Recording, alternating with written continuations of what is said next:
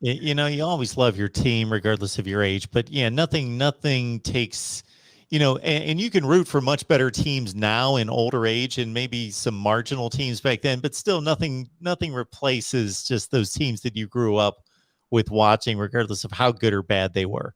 There's no doubt Absolutely. about that. And it was before the whole media, so we didn't see a lot of these games on TV. The Ducks weren't on TV every week. You had the coaches show the next day where you actually got to see the film. You listened to the radio on Saturday, and then you watched the game on Sunday. I mean, it's crazy stuff. We're in a different era now, so it's always fun to go back nostalgia. Oregon was not good for a very long time. They came up. I think that's kind of one of the reasons why people may have kind of a disagreement about how good Oregon is, or until they break through the glass ceiling of winning a national championship. They've been close, but until they cash one in, it's going to be kind of you're good, but not there, and we're never going to be at the level that USC is or anything. There's some of the best in the country's history. You have to play 100 years of football to get up to their, level of national championships probably. But I do think Oregon has got something very special. They have the connection with Nike. It's not going anywhere. Even if and when Phil passes away, there's not any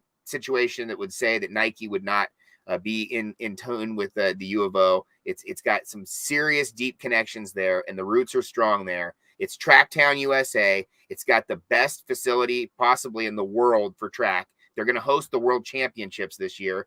And after COVID, that's going to be a massive deal. We're lifting the mask restrictions this weekend. We're the last ones to do it, but we're there.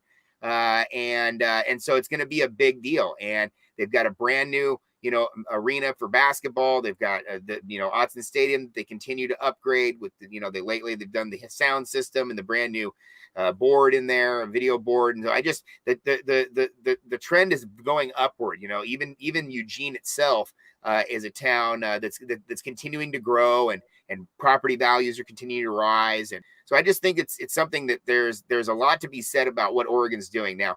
You add to that the facilities at Oregon, and they're a decade old and they're still regarded as one of the best in the country. And then they have plans for the next thing that's going to be absolutely insane, which is kind of like the new indoor practice facility for the football team. And it just keeps going and keeps going. So the school is growing, the school's attendance is growing, the popularity of the school is growing. And again, we were very regional for so long that we just played on the West Coast. My dad still to this day doesn't really watch anything else outside. Maybe a Big Ten game every once in a while, maybe an SEC, but he'd rather watch Washington State play Cal. I mean, it's very regional out here, and we're very far away from the rest of the country. Only 1/3 of the country's population lives on the West Coast, west of the Mississippi. So, most of the population's on the east side, and there's not much room, over there for, football in the Northeast the way we have it out here. And so they've kind of taken advantage of it. There's a huge fan base out here, and the state of Oregon is the fan base has grown much more out of the state of Oregon, definitely over to Hawaii. We got huge population of fans over there because of Marcus, and there's going to be guys that have been coming over there for the next 10, 20, 30 years or whatever because of what they built there. So I think Oregon's on the trend, and it's just a fun time to be a Duck right now.